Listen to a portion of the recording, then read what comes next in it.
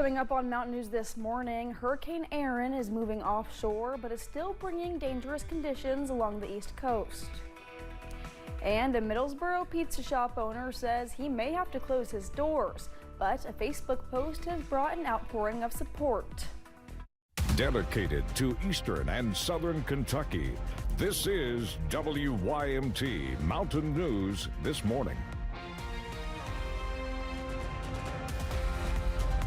Good morning, I'm Caroline Mueller. We are inching up on that 5 o'clock hour this Friday morning, August 22nd. Let's check in with meteorologist Megan Dusmal for a look at your forecast this morning.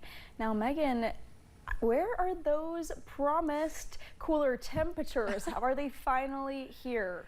No, not yet. In fact, we do have a little bit of a warm up before we get those cooler temperatures. So for some folks, that's some good news if you like the warmer weather. If not, just hang on for a couple more days and we'll be on to the cooler weather. But this morning, here's what we're looking at as you're heading out the door. Mainly a mixture of the mid 60s. So not a bad start to your day. In fact, I remember this morning leaving my house and thinking it was a little bit chillier. And that's because it is. This afternoon, though, we will be looking at a mixture of the upper 80s and low 90s. So back to that kind of warmth that we've seen this week, but it will be getting cooler, I promise. You just got to hold off for 2 more days. And in terms of that live pinpoint Doppler radar, nice and clear this morning. Just looking at a little bit of fog as you're traveling into more of our eastern counties. That stretches from Harlan into Grundy and even as you're traveling into Moorhead. So just be careful if you do encounter any patches of low visibility this morning. Caroline. All right, Megan, thank you.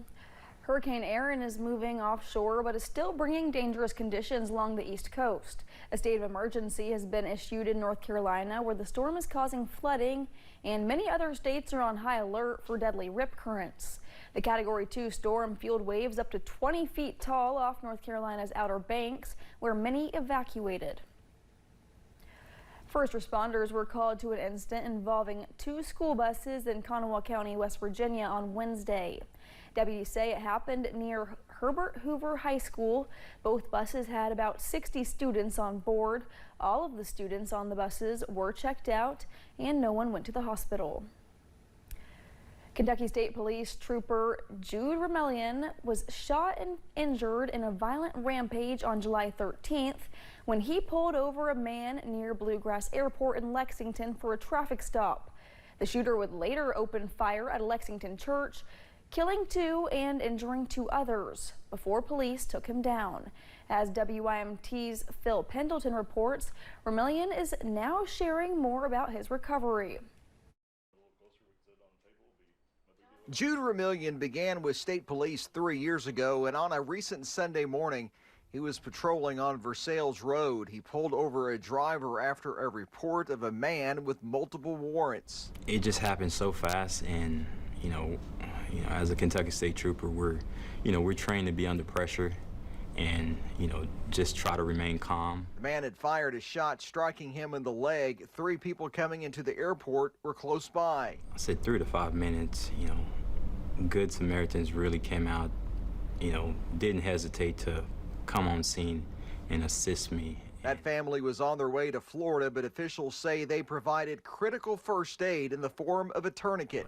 I would love to get the chance to meet them and just shake their hand and just tell them how thankful I am that they saved my life. Trooper Remelian tells me that he is not really sure about the process to return to active duty. He will start physical therapy soon. He says all of this has been a big part of his daily prayer life. Remelian says he loves every part of his job as a state trooper. And I love to be active.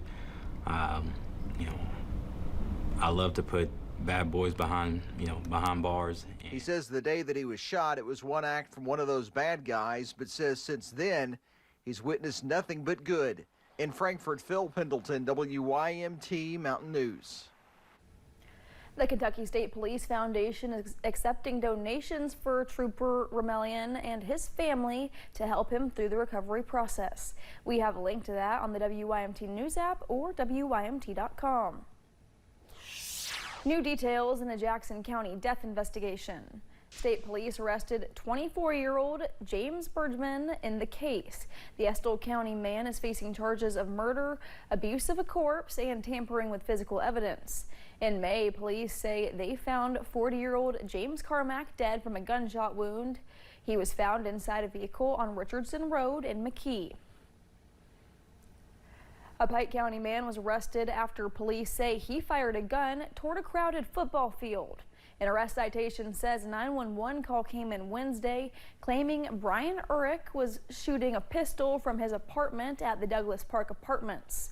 Troopers say Urich shot in the direction of the Shelby Valley High School football field where players and cheerleaders had been practicing. Urich was taken to the Pike County Detention Center. A Harlan County man is in jail on charges of sodomy and sexual abuse. Authorities arrested 44-year-old Christopher Shipman of Cumberland after the Bell County Sheriff's Department obtained complaint warrants. The charges against Shipman involve victims under the ages of 12. He was taken to the Harlan County Detention Center. He is being held there on a $500,000 cash bond. A Middlesboro pizza shop owner says he may have to close his doors, but a Facebook post has brought an outpouring of support. Chase Mason opened Pardoni's Pizza last September. He says business started strong but quickly slowed, making it hard to keep up with bills. Since posting about his struggles online, the community has packed the restaurant and even friends stepped into work. My employees that are with me, and even the ones that have left here recently, they would go a little bit extra on their paycheck just to make ends meet, and they sacrificed and went way above and beyond what they should as employees, and if it wasn't for that, our doors would have closed long ago. Mason says he is hopeful the support will continue so Pardoni's can stay open in Bell County. With summer break coming to an end and the school year resuming, officials are stressing the importance of not passing school buses when they're picking up or dropping off kids. The Ohio State Highway Patrol shared a school bus's dash cam video during drop-off on State Route 141 in Gallia County. The jarring video shows a pickup truck going off the road to get around the stopped bus seconds after kids had gotten off. Tiffany Pascal has 4 kids who go to the school in the district and says it's infuriating to watch. It was very disturbing to see at the least. Kids walking across should be safe, not dangerous. It always scares me with my children walking across the road to get on the bus as well. Troopers say the driver of that truck was found and cited.